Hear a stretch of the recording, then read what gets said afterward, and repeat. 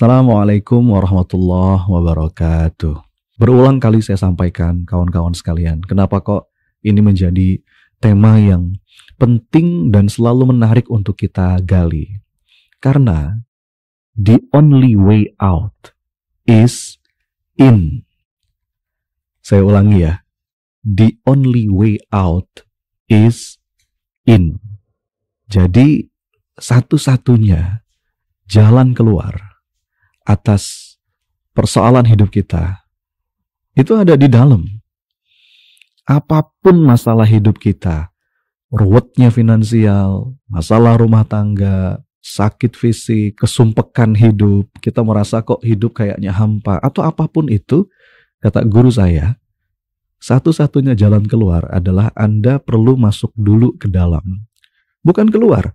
Jadi jangan mencari jalan keluar dulu atas persoalan hidup kita, tapi carilah jalan ke dalam diri. Maka nanti impact-nya masalah kita akan beres.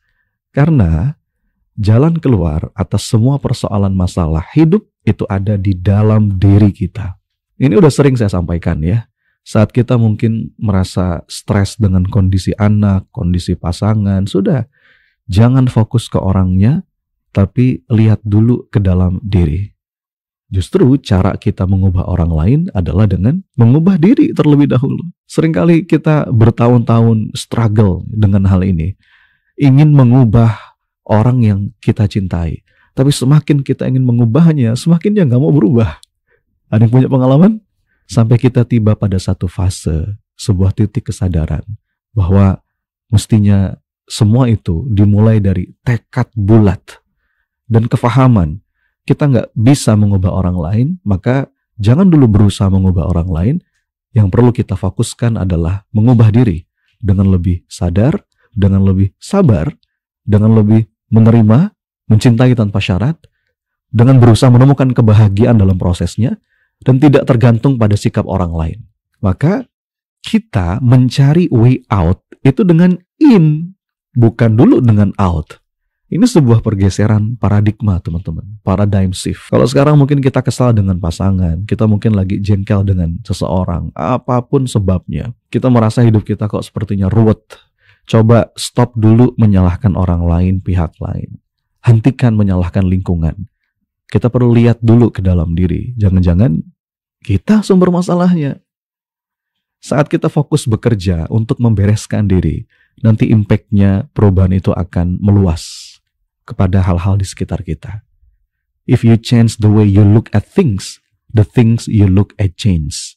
Jika kita mengubah cara pandang terhadap sesuatu, maka sesuatu itu pun akan ikut terdampak berubah. Ini ampuh sekali Bapak Ibu. Makanya kata Nabi, ibda binafsik, mulailah dari diri. Jadi sudah, jangan berusaha mengubah dunia. Gak perlu stres berlebihan dengan kondisi bangsa, kondisi negara, mungkin kondisi dunia yang sedang carut marut. Mari kita mulai dengan membereskan diri. Temukan dulu kedamaian dalam diri Anda. Nanti impact itu akan berdampak pada perubahan situasi di sekitar kita. The only way out is in. Dan apa-apa yang ada di dalam itu saya sebut dengan inner game. Yang di dalam itu pikiran, perasaan, cara kita melihat sesuatu. Dan ini sebuah perjalanan menemukan makna, perjalanan menemukan rasa. The more you focus on you, the greater your impact on others. Semakin kita fokus memperbaiki diri, nanti semakin besar pula dampak baik kita pada orang-orang di sekitar kita.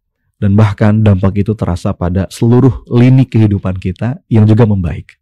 Contoh, misalkan ketika kita fokus untuk menjadi model yang baik, menjadi contoh yang baik buat anak, buat pasangan, nanti dampak itu akan berpengaruh pada mereka. Kalau ada orang yang bilang begini, tapi gimana coach, saya ini sudah berusaha menasehati anak saya sudah berusaha menyekolahkan dia di sekolah terbaik di kota kami, bahkan saya masukkan dia ke pesantren, tapi kenapa ya kok dia belum juga kunjung baik? Pertanyaan penting yang perlu kita jawab, teman-teman sekalian, apakah kita sudah menjadi contoh yang baik buat mereka? Maka guru saya bilang, sebetulnya ada 3 hal paling penting kalau kita ingin punya anak yang baik. The first is example. Yang pertama, berikan contoh yang baik. Second is example. Yang kedua, berikan contoh yang baik. Third is example. Yang ketiga, berikan contoh yang baik. Jadi kalau ada satu rahasia untuk punya anak yang baik, pasangan yang baik, rahasia itu adalah kita perlu mulai dari diri sendiri. Kita sendiri dulu yang perlu berjuang sekuat tenaga jadi orang baik. Maka nanti dampaknya akan meluas. Orang tua yang sudah cukup ngasih banyak contoh untuk anak, maka dia tidak perlu lagi banyak menasehati. Kalau mungkin kita merasa, kenapa ya?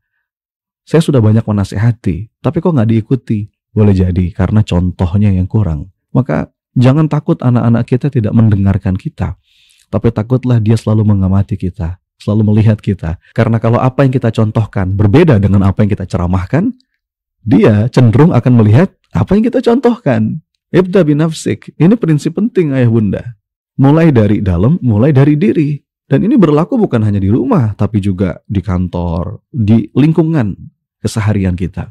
Kadang-kadang orang tua itu ngomong sama anak, udah ibu bilangin berkali-kali, jangan berisik, gimana sih kamu, ngerti nggak? Tapi yang paling berisik orang tuanya. Sama adik, sama kakak itu nggak boleh berantem, yang rukun. Tapi orang tuanya sendiri berantem di depan anak-anaknya, nggak akur sama saudaranya, nggak bisa teman-teman bapak ibu.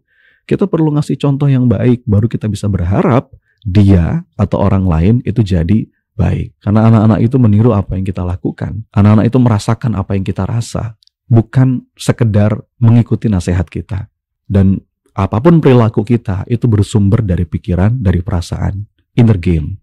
Kalau kaidah dari para ulama, Bapak Ibu, kawan-kawan sekalian, saat kita fokus memperbaiki hubungan kita dengan Allah, maka Allah akan menjadikan rapih hubungan kita dengan sesama manusia. Kalau kita fokus memperbaiki apa-apa yang tidak nampak, apa-apa yang ada di ruang dalam diri kita, maka nanti Allah akan perbaiki, percantik, perindah apa-apa yang nampak. Dan sebagaimana yang sering saya sampaikan, ini adalah ciri orang-orang yang matang secara spiritual. Jadi nggak lagi sibuk mengubah orang lain, tapi mulai meletakkan fokusnya mengubah diri sendiri. Jadi orang yang matang secara spiritual itu perhatian pertama, perhatian utamanya itu diri sendiri. Saya ini masih lemah, saya ini masih banyak kurang, saya ini mungkin masih butuh banyak perbaikan. Kalimat-kalimat itu menunjukkan seseorang ini sadar dan matang secara spiritual. Karena ada orang yang sebaliknya, sibuknya itu nembak keluar terus. Orang itu emang ilmunya kurang, orang itu belum sadar-sadar dia itu. Dia itu duniawi terus pikirannya, ambisius. Terus saja menyoroti orang lain. Nah itu sebetulnya tanda belum matang secara spiritual. Maka orang yang sudah sampai pada fase spiritual maturity gitu ya, dia nunjuk dirinya dulu. Aku ini apakah sudah menjadi sosok yang bertanggung jawab? Apakah aku ini sudah sadar atau belum? Dan lain sebagainya. Lalu kemudian, apakah berarti menasehati orang lain itu tidak penting? Tentu penting. Tapi kita perlu paham dulu tugas pertama dan tugas utama kita membereskan diri. Dan kita perlu sadar bahwa setiap orang sama-sama sedang berproses. Itu menunjukkan seseorang cerdas dan matang secara spiritual.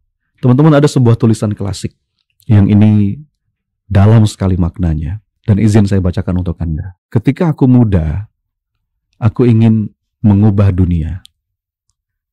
Tapi kemudian aku sadar betapa sulit untuk bisa mengubah dunia. Maka aku putuskan saja untuk mengubah negara. Seiring waktu berjalan, kemudian aku pun sadar bahwa ternyata aku tidak bisa mengubah negara. Maka aku mulai bertekad untuk mengubah kota.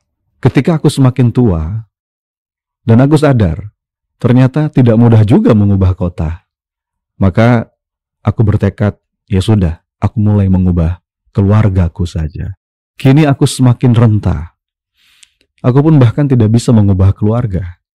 Dan ternyata aku sadar bahwa satu-satunya yang bisa aku ubah adalah diriku sendiri. Dan tiba-tiba aku pun tercerahkan bahwa bila saja aku fokus mengubah diriku sejak dulu, maka dampaknya bahkan bisa mengubah keluarga, mengubah kota, mengubah negara, bahkan bisa mengubah dunia. Jadi kawan-kawan sekalian, mari kita mulai dari dalam. Milikilah keberanian untuk melakukan perjalanan ke dalam diri. Saya sebut dengan inner game. Inner game ini penting. Karena ini tentang bagaimana kita memahami cara kerja pikiran, cara kerja perasaan, hingga akhirnya kita bisa mengelola semua itu dengan lebih baik. Ya, bukan berarti setelah kita tahu dan menguasai inner game, kita nggak lagi merasa sedih, nggak lagi merasa bad mood, nggak lagi merasa cemas, nggak begitu. Tapi saat kita menguasai ilmu ini, yang diharapkan adalah kita lebih terampil dalam merespon apa-apa yang kita rasa dan apa-apa yang datang kepada kita. Saat ada kejadian-kejadian yang tidak kita harapkan, bisa kita respon dengan lebih baik. Ketika ada hal-hal yang tidak kita inginkan, kita bisa respon dengan baik. Ketika ada perasaan-perasaan yang mengganggu, perasaan-perasaan yang menghambat kita bisa respon dengan lebih baik. Saat ada pikiran-pikiran, lintasan yang itu melemahkan jiwa, menyempitkan dada, dan menghambat kita untuk produktif, kita bisa meresponnya dengan lebih baik. Nah, ini penting, karena banyak orang itu seringkali tidak merespon, hanya bereaksi. Beda ya, antara respon dan reaksi. Reaksi itu seringkali munculnya otomatis. Saat ada kejadian, kita bereaksi, reaktif ya. Bereaksi itu muncul pikiran, perasaan, atau tindakan yang seringkali muncul secara otomatis. Sedangkan merespon, itu artinya apa? Saat kita lebih sadar dalam memilih pikiran, memilih perasaan. Maka inner game ini teman-teman adalah sebuah pendekatan, ilmu, teknik tentang menguasai ruang dalam diri. Dan ini perlu kita latih, karena ini sebuah skill. Perlu kita latih berulang-ulang dalam setiap episode kehidupan.